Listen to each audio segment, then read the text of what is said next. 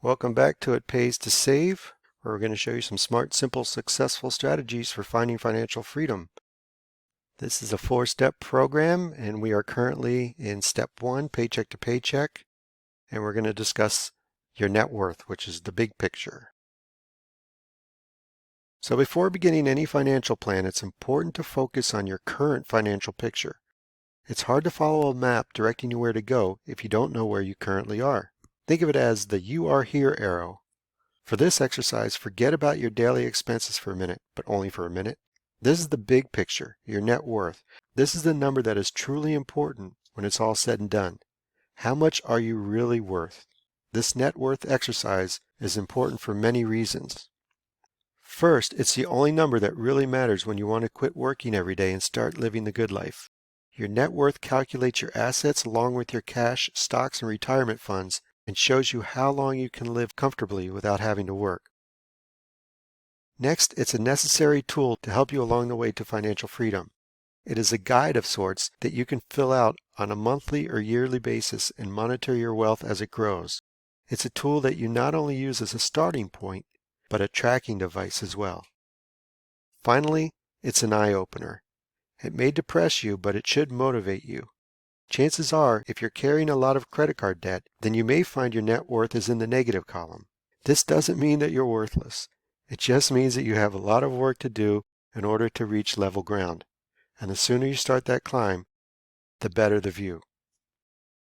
So let's get started. Your net worth is a very simple calculation. It's what you own minus what you owe. What's left over is your worth, financially speaking. In a more technical sense, what you own are your assets and what you owe are your liabilities. So get out your pencil and your calculator and all of your financial statements that you gathered for one of the previous steps, and let's see how worthy you are. Before we do, however, I think it's always a good idea to have a little fun. Without looking at all of your financial statements that you've gathered, take a guess on what you think your net worth is. Remember, it's what you own minus what you owe. And we can take a little pause for this exercise.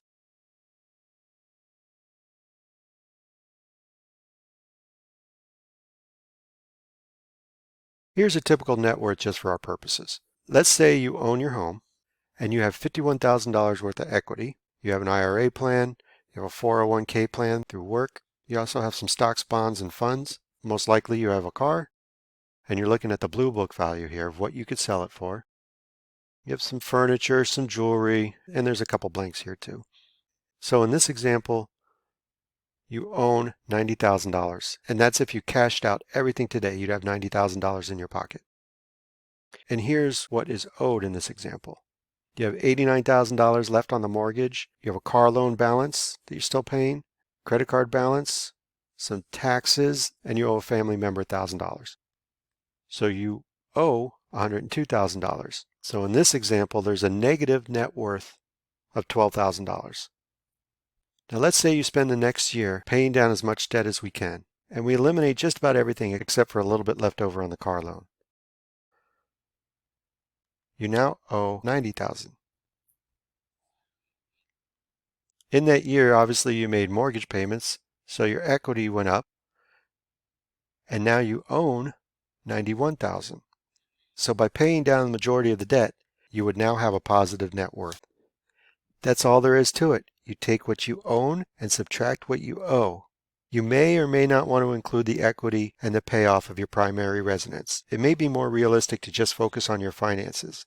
You'll see that just by eliminating some of your debt, your net worth will increase dramatically. You'll really start to see your net worth rise when you start to invest some of that money that you are wasting each month paying off your debt. And the net worth worksheet will do all the math for you. So make sure you watch that step. Coming up next, the net worth worksheet, step number 8.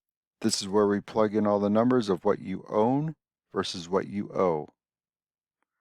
Please like and subscribe to this YouTube channel and visit itpaystosave.com where you can find the workbooks and ebooks, the customizable spreadsheets, newly released and updated content, exclusive content, limited time offers, and even some freebies. Again, that's at paystosave.com, where you can find everything you need for this program in one place.